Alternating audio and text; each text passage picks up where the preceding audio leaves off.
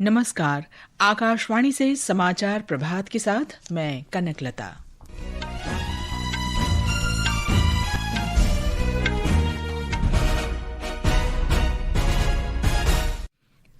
प्रधानमंत्री नरेंद्र मोदी ने भारतीय कृषि उत्पादों को निर्यात उन्मुख और वैश्विक स्तर पर प्रतिस्पर्धी बनाने की आवश्यकता पर बल दिया।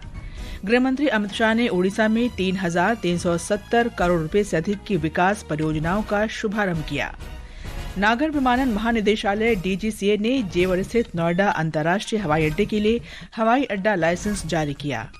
नेपाल में बालेन्द्र शाह की राष्ट्रीय स्वतंत्र पार्टी आम चुनाव में भारी जीत की ओर अग्रसर, मतगणना जारी। पश्चिम एशिया में संघर्ष 8वें दिन भी जारी। अमेरिका के राष्ट्रपति डोनाल्ड ट्रंप ने कहा, ईरान के बिना शर्त समर्पण करने तक उसके साथ कोई समझौता नहीं होगा। और बैडमिंटन में लक्ष्य सेन ने ऑल इंग्लैंड ओपन चैंपियनशिप के पुरुष सिंगल्स सेमीफाइनल में प्रवेश किया। अब समाचार विस्तार से। प्रधानमंत्री नरेंद्र मोदी ने उत्पादकता और निर्यात क्षमता बढ़ाने के लिए भारत की विविध जलवायु परिस्थितियों का पूर्ण उपयोग करने की आवश्यकता पर बल दिया है। प्रधानमंत्री ने कल वीडियो कॉन्फ्रेंसिंग के माध्यम से कृषि और ग्रामीण परिवर्तन से संबंधित वेबिनार को संबोधित करते हुए देश के कृषि उत्पादों को वैश्विक स्तर पर प्रतिस्पर्धी बनाने के लिए उच्च मूल्य की फसलों के उत्पादन को बढ़ाने पर भी जोर दिया। उन्होंने कहा कि इस वर्ष के केंद्रीय बजट में उच्च मूल्य वाले कृषि पर भी ध्यान केंद्रित किया गया है। बजट में हमने हाई वैल्यू एग्रीकल्चर पर फोकस किया है। नारियल, काजू, कोको, चंदन ऐसे उत्पादों के रीजनल स्पेसिफिक प्रमोशन की बात कही है। दक्षिण के हमारे जो राज्य हैं नारियल की पैदावार बहुत करते हैं। केरल के किसानों को अतिरिक्त लाभ हो, तमिलनाडु के किसानों को अतिरिक्त लाभ हो, इसलिए इस बार कोकोनट पर एक विशेष बल दिया गया है, जिसका फायदा आने वाले दिनों में हमारे इन किसानों को मिलेगा।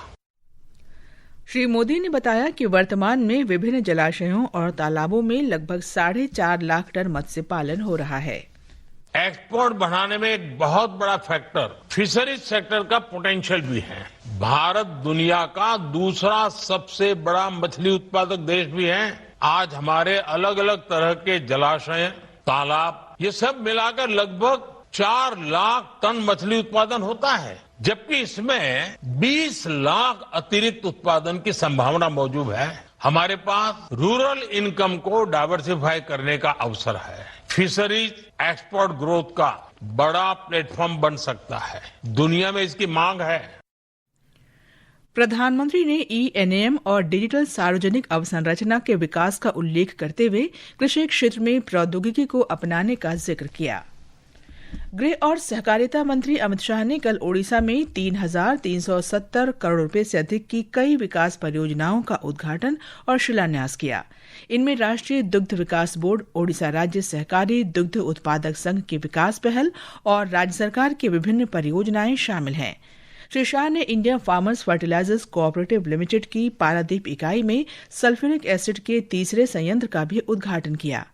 उन्होंने कहा कि सल्फ्यूरिक एसिड संयंत्र घरेलू उत्पादन को मजबूत करेगा और इससे रसायन क्षेत्र में आत्मनिर्भरता हासिल करने में मदद मिलेगी।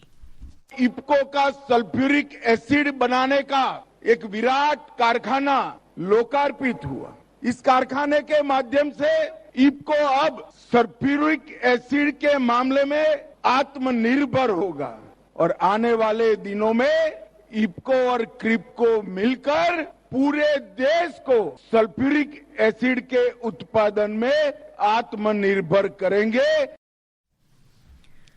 लोकसभा में सोमवार को अध्यक्ष ओम बिरला को पद से हटाने के प्रस्ताव पर चर्चा होना निर्धारित है। वहीं बजट सत्र का दूसरा चरण 9 मार्च से शुरू होगा। पिछले महीने बजट सत्र के पहले चरण के दौरान विपक्ष ने लोकसभा के महासचिव को अविश्वास प्रस्ताव प्रस्तुत किया था, जिसमें लोकसभा अध्यक्ष पर पक्षपातपूर्ण तरीके से कार्य करने का आरोप लगाते हुए उन्हें हटाने की मांग की गई थी। लोकसभा अध्यक्ष ओम बिरला ने कहा है कि विकास और पर्यावरण को विरोधी शक्तियों के रूप में नहीं बल्कि पूरक शक्तियों के रूप में देखा जाना चाहिए।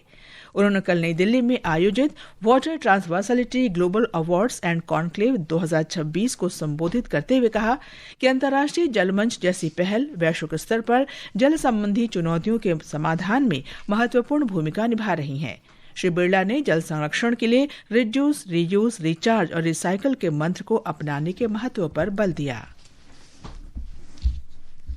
ये समाचार आकाशवाणी से प्रसारित किए जा रहे हैं। ताज़ा समाचार जानने के लिए आप हमारे social media handle @AIR News Hindi को फॉलो कर सकते हैं। रेलवे ने पिछले एक दशक में रेल मार्गों का बड़े पैमाने पर विद्युतीकरण किया है। इससे रेल संचालन के लिए दूसरे देशों से आयात किए जाने वाले डीजल की आवश्यकता में कमी आई है। ब्रॉड गेज रेल मार्ग का 99% से अधिक हिस्सा अब विद्युतीकृत हो चुका है। रेल मंत्रालय ने कहा कि इससे देश में उत्पादित बिजली पर रेलवे की निर्भरता अधिक हो सकेगी, ऊर्जा सुरक्षा में सुधार होगा और रेलवे के लिए दूसरे देशों से किए जाने वाले आयात में भी कमी आएगी। मंत्रालय ने कहा कि पश्चिम एशिया में जारी तनाव के बीच कच्चे तेल की आपूर्ति प्रभावित हो सकती है। मंत्रालय ने बताया कि भारत में अधिकांश रेल मार्गों का विद्युतीकरण हो चुका है। आनंद की रिपोर्ट के साथ समाचार कक्ष से मैं प्राची। नागर विमानन महानिदेशालय DGCA ने उत्तर प्रदेश के गौतम बुद्ध नगर जिले के जेवर स्थित नोएडा अंतर्राष्ट्रीय हवाई अड्डे के लिए Yamuna international airport private limited को हवाई अड्डा लाइसेंस प्रदान किया है। हवाई अड्डे को सार्वजनिक उपयोग श्रेणी के अंतर्गत संचालन के लिए लाइसेंस दिया गया है। विदेश मंत्री डॉ. एस जयशंकर ने नई दिल्ली में रायसीना डायलॉग 2026 के दौरान विभिन्न देशों के नेताओं से मुलाकात की। डॉ. जयशंकर ने कल श्रीलंका, भूटान, मॉरिशस, केन्या, माल्टा, सेशल्स और रवांडा के विदेश मंत्रियों से द्विपक्षीय वार्ता की। विदेश राज्य मंत्री कीर्तिवर्धन सिंह कल से 4 दिन की यात्रा पर ब्रिटेन और चिली जाएंगे। श्री सिंह कल और सोमवार को लंदन में 26वीं राष्ट्रमंडल विदेश मंत्रियों की बैठक और राष्ट्रमंडल दिवस समारोह में भारतीय प्रतिनिधिमंडल का नेतृत्व करेंगे। भारत ने केरल के कोच्चि में ईरान के एक जहाज को आपातकालीन डॉकिंग की अनुमति दे दी है और चालक दल के 183 सदस्यों के रहने की व्यवस्था की है। सरकारी सूत्रों ने बताया कि श्रीलंका के दक्षिण में IRIS डेना की घटना से कुछ दिन पहले ईरान ने भारत से अपने जहाज IRIS लावण को शरण देने का अनुरोध किया था, जो अंतर्राष्ट्रीय फ्लीट समीक्षा के लिए क्षेत्र में मौजूद था। इजरायल और अमेरिका की संयुक्त सेनाओं और ईरान के बीच संघर्ष का आज 8वां दिन है। अमेरिकी राष्ट्रपति डोनाल्ड ट्रंप ने ईरान के साथ किसी भी समझौते से इनकार करते हुए उसके बिना शर्त समर्पण की मांग की है।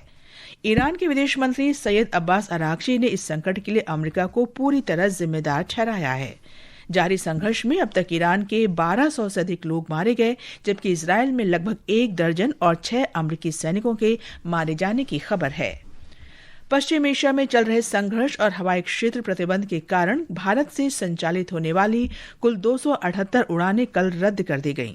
नागर विमानन मंत्रालय ने सोशल मीडिया पोस्ट में बताया है कि 5 मार्च से यात्री आवागमन आंकड़ों के अनुसार पश्चिम एशिया क्षेत्र से भारतीय एयरलाइंस की कुल 40 उड़ानें भारत पहुंची, जिनमें 7,200 से अधिक यात्री सवार थे। इसके साथ ही पश्चिम एशिया से अब तक 14,900 से अधिक यात्री भारत आए हैं।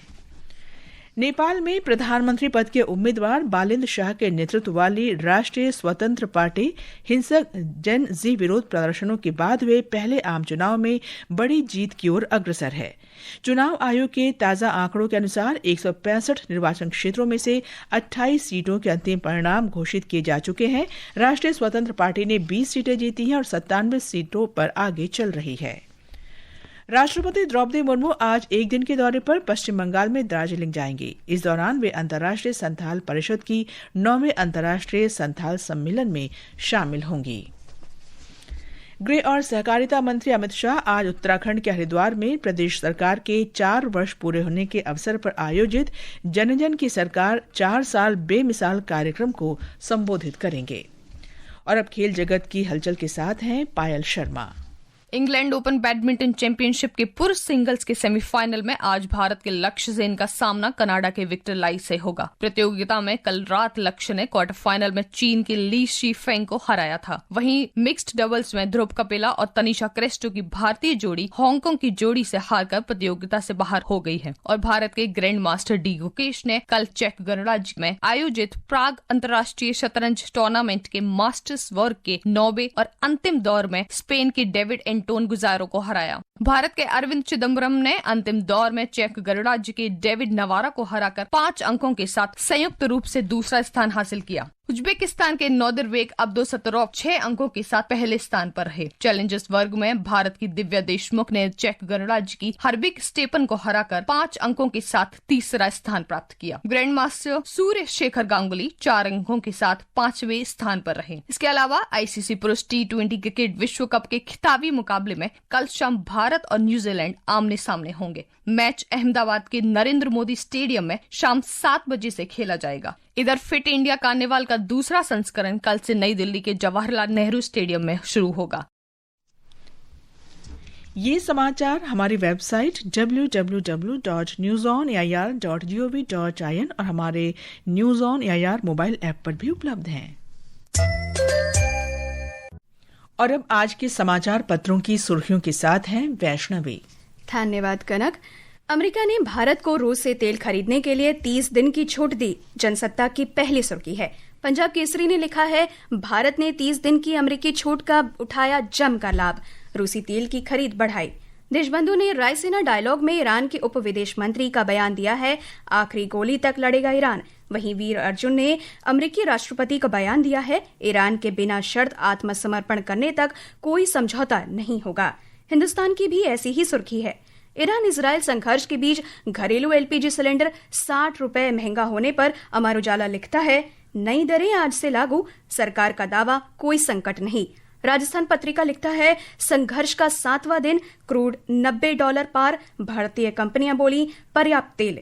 बिहार के मुख्यमंत्री नीतीश कुमार के राज्यसभा चुनाव लड़ने पर जनसत्ता ने लिखा है, फैसला नहीं बदलेंगे नीतीश, पार्टी कार्यकर्ता रहे नाराज।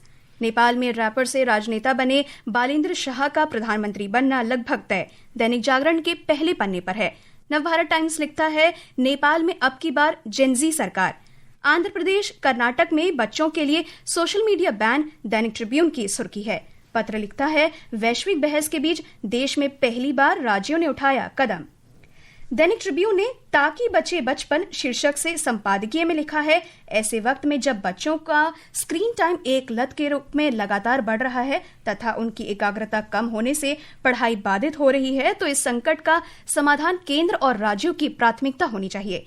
दैनिक भास्कर ने सिविल सेवा परीक्षा 2025 के परिणाम पर लिखा है, राजस्थान के अनुज टॉपर, तमिलनाडु की राजेश्वरी दूसरे नंबर पर। अमर उजाला, राजस्थान पत्रिका और नवभारत टाइम्स ने भी यूपीएससी परिणाम को पहले पन्ने पर दिया है। अंत में मुख्य समाचार एक बार फिर। प्रधानमंत्री नरेंद्र मोदी ने भारतीय कृषि उत्पादों को निर्यात उन्मुख और वैश्विक स्तर पर प्रतिस्पर्धी बनाने की आवश्यकता पर बल दिया। गृह मंत्री अमित शाह ने ओडिशा में 3,370 करोड़ रुपए से अधिक की विकास परियोजनाओं का शुभारंभ किया। नागर विमानन महानिदेशालय डीजीसीए ने जेवर स्थित नोएडा अंतर्राष्ट्रीय हवाई अड्डे के लिए हवाई अड्डा लाइसेंस जारी किया। नेपाल में बालेंद्र शाह की राष्ट्रीय स्वतंत्र पार्टी आम चुनाव में भारी जीत की ओर अग्रसर, मतगणना जारी है। पश्चिम एशिया में संघर्ष 8वें दिन भी जारी। अमेरिका के राष्ट्रपति डोनाल्ड ट्रंप ने कहा, ईरान के बिना शर्त समर्पण करने तक उसके साथ कोई समझौता नहीं होगा। और बैडमिंटन में लक्ष्य सेन ने ऑल इंग्लैंड ओपन चैंपियनशिप के पुरुष सिंगल सेमीफाइनल में प्रवेश किया। इसके साथ ही समाचार प्रभात का ये अंक समाप्त हुआ। नमस्कार।